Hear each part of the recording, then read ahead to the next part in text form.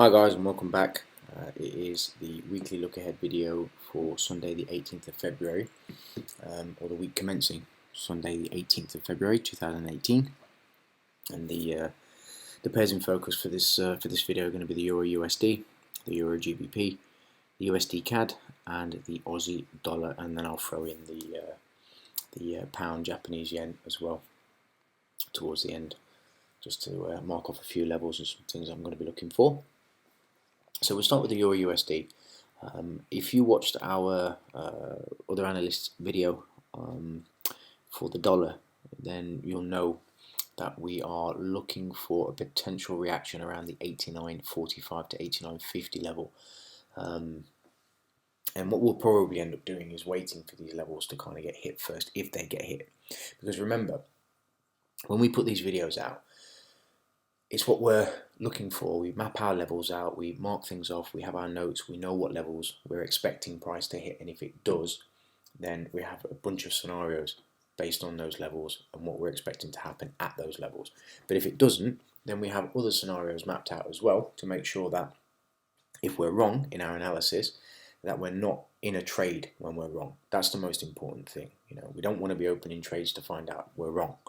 We like to put the stack the odds in our favour as much as we possibly can. So it's always a good idea to kind of map everything out, make sure you have a good understanding of what levels you think are going to be hit, why price should be reaching for those levels, and then once they get there, you watch the the reaction, the high time frame level.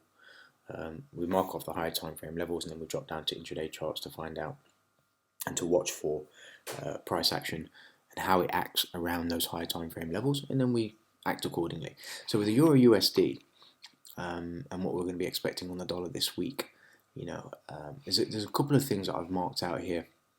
We have a previous low down here. This is an intermediate term swing low, and we have an inefficiency here as well. So there is a reason for Euro USD to come lower. We've been kind of grinding higher now for a while. And effectively, we've had, I guess the easier way of kind of mapping it out, so you have an idea of what I'm going to say next, is just imagine you got long down here. It doesn't matter if you did or you didn't, but just imagine you got long down here and price is moving in your favor, creates a nice swing point here, low, low, reacts off that. So you bring your stop up to here. So the original stop's here, and then you bring your stop up to here. Keeps grinding high, creates another swing point, so high here, low, so it reacts. So you bring your stop up to this point, then you bring your stop up to here, then to here. There's been no stops taken on the downside at all, nothing. Okay, so there's a couple of things that I'm going to be looking for this week, and again, it all hinges on the dollar itself. Now we know that euro is obviously strong, and that's not going to change anytime soon. If you look at the weekly, just quickly, you can see that we had a down week. The week, a couple of weeks before, and then last week we pretty much retraced the entire movement. We had a small little pop over the weekly highs, drop down to the daily. You can see this here, so we've got an old high here. We had a nice pop through that. So whoever had their stops up here, okay, they've been taken out with this small move. It's enough to take, so yeah, it's a good 20 pips. This is enough to take out stops. Little spike above that, and we had a really nice reaction off that. Okay, now that doesn't mean just because we had this reaction over, up here, and we had Friday's close lower, that we're just going to continue going lower. But what I honestly believe is going to happen this week, and I could be completely wrong, but I believe we're probably going to get something like, something like the following. And I've marked off that level because this is what I believe is going to happen.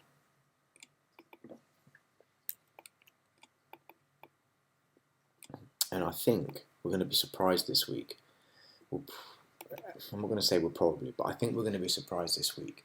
I think just based on what I'm looking at and the way that price has been moving around, and the fact that we've not taken any stops on the way up, I have a sneaky suspicion that price is going to bump its head up against the sort of 124.45 level, maybe a little bit higher. Say 124.45 to around about 124.55. Turn and have a nice either steady or rip lower to take out these stops here, potentially dipping just under here as well before it resumes its move higher. I don't think that euro is going to change its bullish stance for a while, but we can only go based on what we see in front of us at the time. And right now, I'm seeing a little bit of a decline to kind of gather up, or we'll say it to accumulate more positions lower at a better price, and then rip to the upside. So that's what I'm going to be looking for this week. If we continue higher,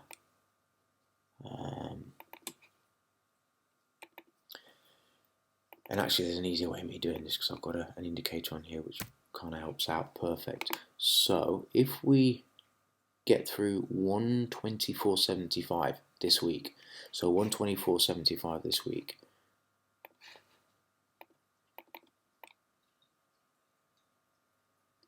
yeah, almost just a few pips off, or 1 micro pip off, or whatever. If we get through 1 second, guys, because this is going to bug me. There we go. If we get through 124.75, then I imagine we may get something like this.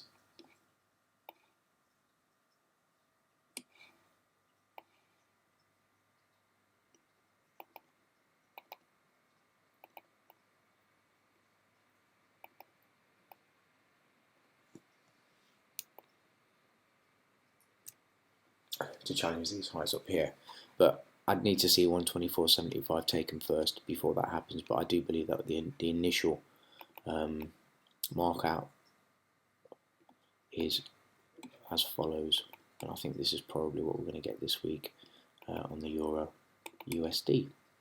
So that's what we've got for the Euro USD. That's what I'm going to be looking for, and as always, we will monitor. We're not in a rush. There's Monday, Tuesday is not really much happening in terms of the news front, so probably won't get much of an injection of volatility on those days. But we'll just kind of let Sunday and Monday, a little bit of Tuesday trade first, and see where price is and what it's doing, how it's reacting, and then we can take action accordingly. So we'll go over to the Euro GBP. This one, I've been saying this for a while, guys. If you look at the weekly, I mean, we've been going sideways, for months. Okay, and I did say that I have this gnawing feeling in the back of my head that we're probably going to rip to the upside on the Euro GBP, but I think we may continue going sideways for a little bit longer while the pound USD does whatever it needs to do to erase that Brexit candle, and then once that happens, they will release Euro GBP and allow it to to kind of move around a little bit more. And again, could be wrong on that, but that's my feeling on it. That's what my experience is telling me from years of being in the marketplace. So not really much to go by right now. Again, stuck in this kind of consolidation. The only thing that I'll say about the Euro GBP is that we had this previous low down here, okay, which was just nicked slightly, okay, and then we've got a higher low, and could potentially be forming another higher low here, or another swing point. The mean threshold of this candle right here, so 88.15, we'll call it 88.15, is pretty much where, if price does go through 88.15, give or take, then I imagine we'll probably get a little bit more movement to the downside to potentially challenge this low here and come into this wick a little bit more. But to be honest, I'm not really feeling much of anything. If anything, really, I'd probably go for a move higher. We have this high here, high, almost equal. May get a sharp push through this, which is around about sort of 75 pip range. Quite easy to do that and come back into the range. So not really much to go by on this, so we'll kind of leave it at there on the Euro GBP.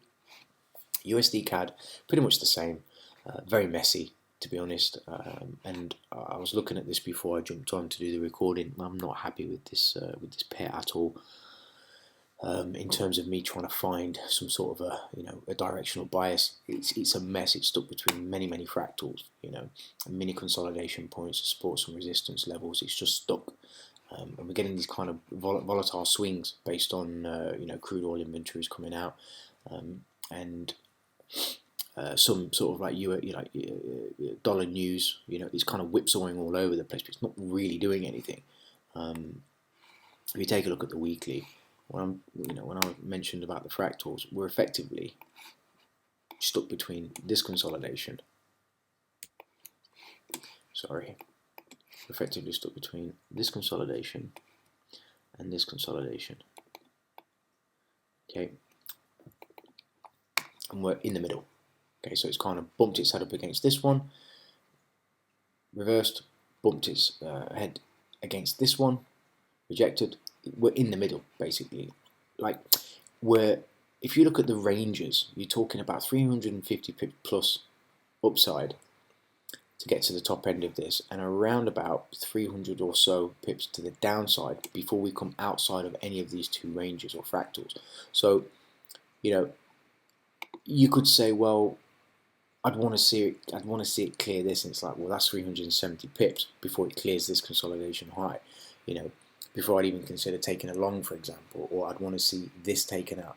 Personally, what I would prefer over the course of however many weeks it takes, for a move lower to take out this low, all right? And then once it does that, and we'll just extend this a little bit, if it does this, okay, and then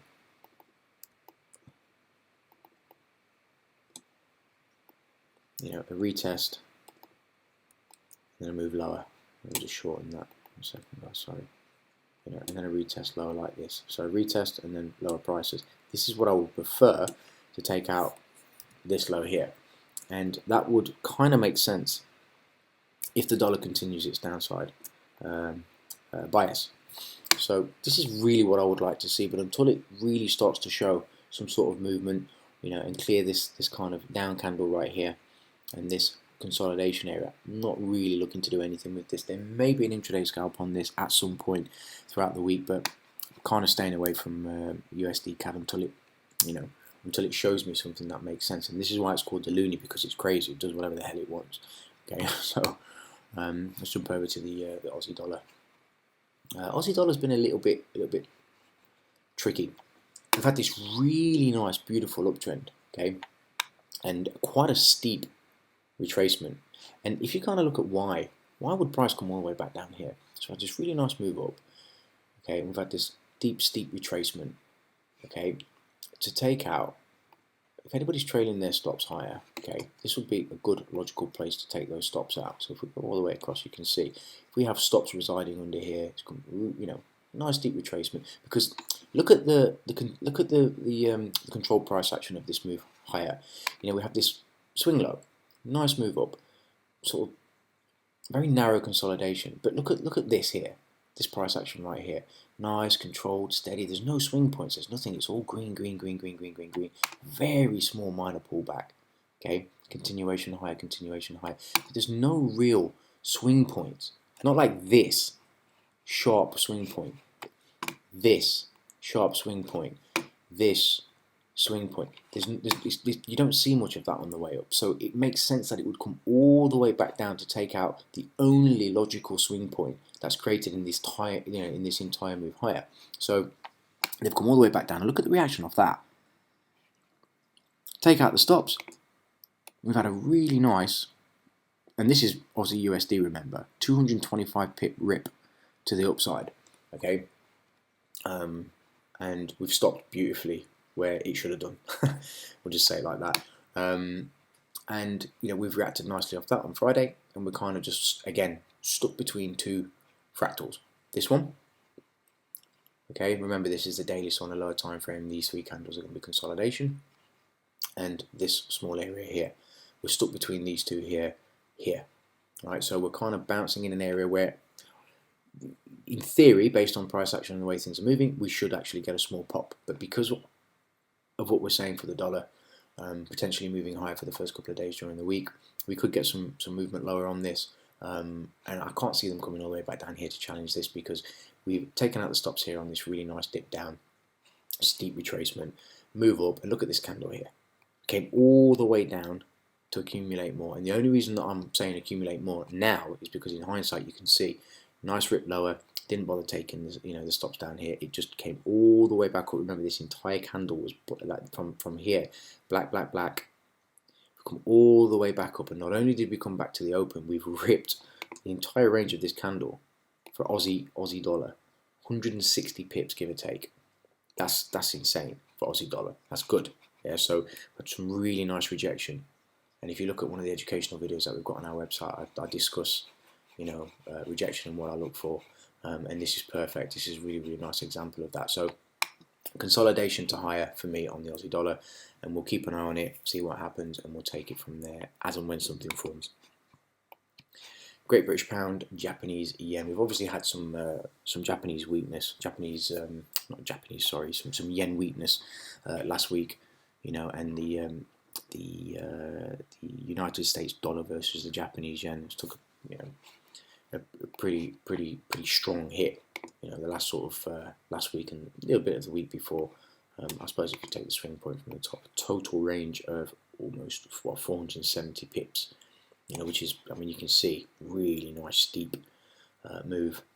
So this is denoting Japanese yen strength, not weakness. So because the Japanese yen's been getting stronger, and obviously, the only reason that the pound Japanese yen isn't down here to take out these stops, I'm going to mark it off for you here. Look, okay, and I suppose you'll get the general theme.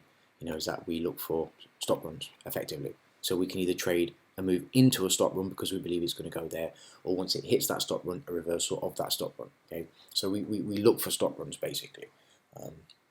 And where the liquidity pools are. And this is a huge liquidity pool. You've got a lot of traders that are, long on the on this huge move here. Nice breakout, steady pullback, consolidation, higher. So you've got people that are stuck here, with their stops. Not stuck, but they have their stops down here. So I'm expecting price to, come down here and take that out, and then potentially react higher. But it was about 200 pip range. I checked it earlier, about 230 pip range down here. And I believe that the only reason that the pound Japanese yen isn't or hasn't taken these stops out yet is because the pound's been quite strong against most currencies recently, and that's the only reason. Again, I believe that we haven't taken out these stops yet, but I do believe if the dollar starts to rally a little bit this week, first couple of days, potentially into Wednesday for a Wednesday high of the week, Tuesday or Wednesday high of the week, but I believe it's going to be Wednesday based on the calendar and the news. That will give the pound USD a little bit of a movement to the downside, and if we get some more weakness on the pound across most crosses, we should get a move down based on Japanese strength, Japanese yen strength as well. So I'm expecting sort of the 147 big figure to 146.90 is the range that I'm going to be looking for on the pound Japanese yen. I'll just mark that off as well. So 147, and I trade pound Japanese yen quite a lot, and I've seen this spike 50 pips lower, within a range. So what I'm going to do is I'm actually going to put it down at 136.70, and I'll zoom in once. It should spread them open a little bit. There we go. So 147 to 146.70 is more than doable range, and that's what I'm expecting going forward for the pound Japanese yen. Alright guys, so thanks for watching, and as always we'll keep you abreast of everything that happens throughout the week in all the respective chats and signal service rooms, and if there's anything that you would like us to do analysis on, or any pairs that we don't do that you'd like us to do some analysis on as well, then let us know. We always appreciate feedback. Let us know if we're doing a good job, or if we're doing a poor job, anything that you want us to improve on, and we'll certainly take those into account and improve our service as best we can for all of our subscribers. Alright guys, so take care, have a great week, keep the risk to a minimum, And as always, good luck.